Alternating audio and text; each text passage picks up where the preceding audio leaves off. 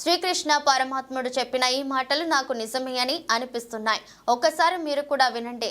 నమ్మినవాడు నట్టెంట ముంచేవాడు అయితే ఆ బాధ అనుభవించిన వాడికే తెలుస్తుంది. అలాగే శ్రీకృష్ణ పరమాత్ముడు తన మేనమామ అయిన కంసుడు తన తల్లిదండ్రిని నరక యాతనకు గురి చేశాడు. అయినా వారి తల్లిదండ్రులు కంసుడిని బతిమలాడుకున్నారు. తమ పట్ల అలా చేయొద్దని వినలేదు. వాళ్ళ కడుపున పుట్టి శ్రీకృష్ణ పరమాత్ముడు తుడముట్టించాడు. కంసుని ఆకృత్యాలను దుర్మార్గాన్ని ఆ పరమాత్ముడు ప్రత్యక్షంగా చర్యలకు దిగుతాడు అనడానికి శ్రీకృష్ణ అవతారమే ఒక సాక్ష్యం. రామావతారం ఇంకొక సాక్ష్యం. మనిషి నవ్వే క్షణాలు అబద్ధాలు కావచ్చు, కానీ ఏడ్చే క్షణాలు మాత్రం ఖచ్చితంగా నిజాలే.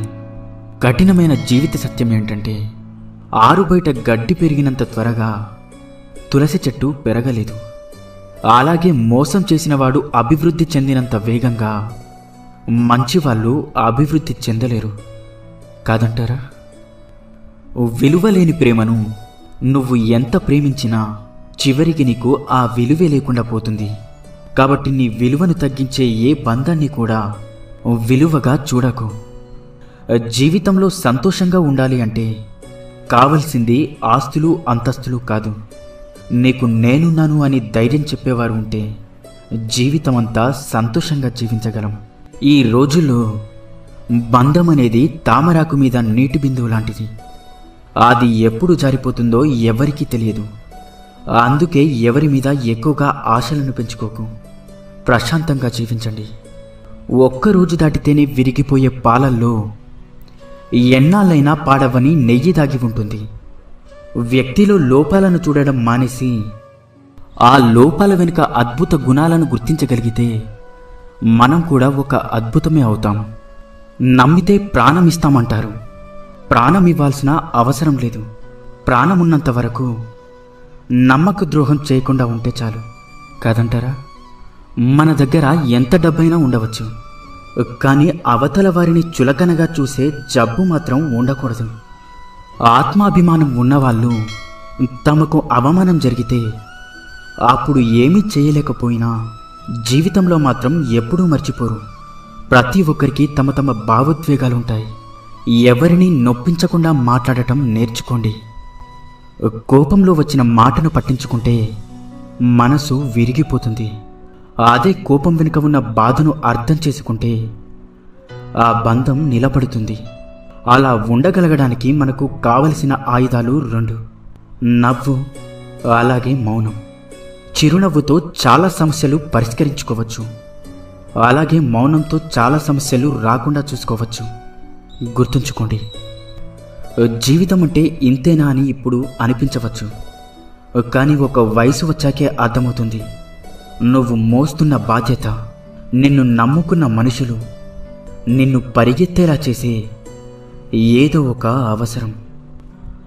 మనిషికి వయసు పెరిగే కొద్దీ అనుభవం పెరగాలి, ఆలోచన విధానం మారాలి, ప్రవర్తనలో మంచి చెడు తెలుసుకోగలగాలి.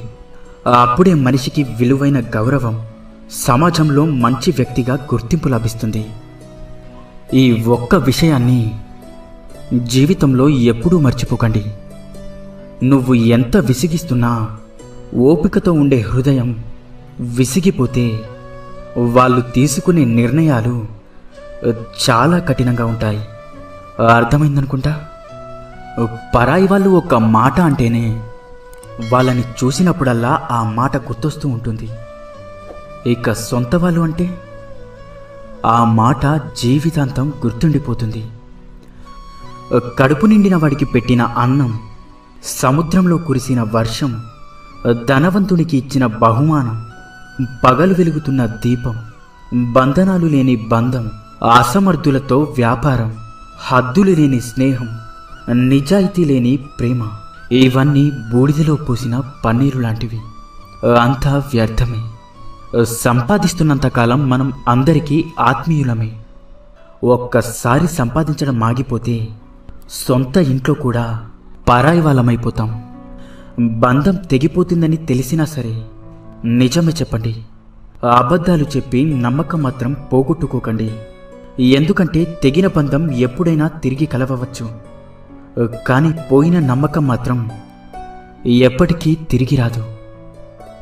అందంగా లేదని భార్యని, అర్థం చేసుకోవడం లేదని భర్తని, నీకు అండగా ఉండడం లేదని తమ్ముణ్ణి, అహంకారం చూపుతున్నాడని అన్నని, ఆస్తి పంచడం లేదని అమ్మా నాన్నని, అవసరానికి ఉపయోగపడడం లేదని అక్కా చెల్లెల్ని, అవసరానికి వాడుకున్నాడని స్నేహితులని, అలా అందరినీ వదిలేసుకుంటూ వెళ్తుంటే చివరికి ఏదో ఒకరోజు మనం కూడా ఈ ప్రపంచాన్ని వదిలి వెళ్ళాల్సి వస్తుందేమో. ఒక్కసారి ఆలోచించు. తీపి ఉండాలే కానీ చీమలకేం కుదవా, కాసులుండాలే కానీ చుట్టాలకేం కుదవా. ఉప్పు తగిలితే చీమలు ఎలా అయితే చెదిరిపోతాయో, మనకు నొప్పి కలిగినప్పుడు కూడా చుట్టాలు అలానే వెళ్ళిపోతారు. మనసు ఒంటరిది. ఎన్ని బంధాలతో పెనవేసుకున్నా తనలాంటి మనసు కోసం నిరంతరం ఆరాటపడుతూ ఉంటుంది. ఒక్కసారి నీ మనసుని అడిగి చూడు, నిజమో కాదో చెప్తుంది. అసూయతో బ్రతికే వారికి సరైన నిద్ర ఉండదు. అహంకారంతో బ్రతికే వారికి సరైన మిత్రులుండరు. ఇక అనుమానంతో బ్రతికే వారికి సరైన జీవితమే ఉండదు. ఇకపై అబద్ధమే చెప్పకూడదు అని నిర్ణయం తీసుకున్నప్పుడే ఎవరో ఒకరు వచ్చి బాగున్నావా అని అడుగుతారు. కూరల్లో మజ్జిగల్లో చేరి వాటికి రుచిని అందించే ఉప్పు నీళ్ళల్లో పాలల్లో చేరితే వాటి యొక్క రుచి పోతుంది. మనం ఎంత గొప్పవారమైనా సరే ప్రతి చోట మన అవసరం అనేది ఉండదు. మన అవసరం లేని చోట తల దూచకపోవడమే వివేకవంతుని లక్షణం. వాడుకోవడం తెలిసిన వారికి వదిలించుకోవడం కూడా తెలుసు. జాగ్రత్తగా ఉండండి. సంతోషం అనేది ఎన్ని వేలు ఖర్చు పెట్టి ఎన్ని ఊర్లు తిరిగినా రాదు. మన అనుకునే వారితో ఒక్క 10 నిమిషాలైనా మనసు విప్పి మాట్లాడితే నిజమైన సంతోషం దొరుకుతుంది. రక్తం చుక్కలు చిందించకుండా మనిషిని మానసికంగా హింసించి చంపే ప్రమాదకరమైన ఆయుధం మాట. దానిని మూర్ఖుడు వాడిన తర్వాత ఆలోచిస్తాడు. తెలివైనవాడు ఆలోచించి మాట్లాడతాడు. జీవితంలో కొన్నిసార్లు ఒంటరిగా నడవడం కష్టంగా ఉండొచ్చు. కానీ ఆ ఒంటరితనమే డబ్బు విలువ, మనుషుల విలువ, సమయం యొక్క విలువ, అలాగే జీవితం యొక్క విలువ అన్నీ నేర్పిస్తుంది. కారణం లేని కోపం, గౌరవం లేని బంధం, బాధ్యత లేని యవ్వనం, అలంకరణతో వచ్చే అందం ఎక్కువ కాలం నిలబడవు. మనం బాగుండాలి అనుకునేవాడు కోపంగానే మాట్లాడతాడు. మనల్ని మోసం చేయాలి అనుకునేవాడు ఎప్పుడూ నవ్వుతూనే మాట్లాడతాడు. ఎంత బాగా బండిని లాగినా గుర్రానికి జాటి దెబ్బలు తప్పవు. ఎంత రుచికరమైన పండ్లు ఇచ్చినా చెట్టుకి రాళ్ల దెబ్బలు తప్పవు. అలాగే ఎంత గొప్ప వ్యక్తిగా ఎదిగినా నీకు కొందరి విమర్శలు మాత్రం తప్పవు. ఇన్ని మంచి సూక్తులలో మీకు ఏ సూక్తి నచ్చిందో కింద కామెంట్ చేయండి. అలాగే ఈ వీడియో మీకు నచ్చినట్లయితే వీడియోని లైక్ చేసి ఇలాంటి మరిన్ని వీడియోస్ కోసం మన ఛానల్ని సబ్స్క్రైబ్ చేసుకోండి. ధన్యవాదాలు.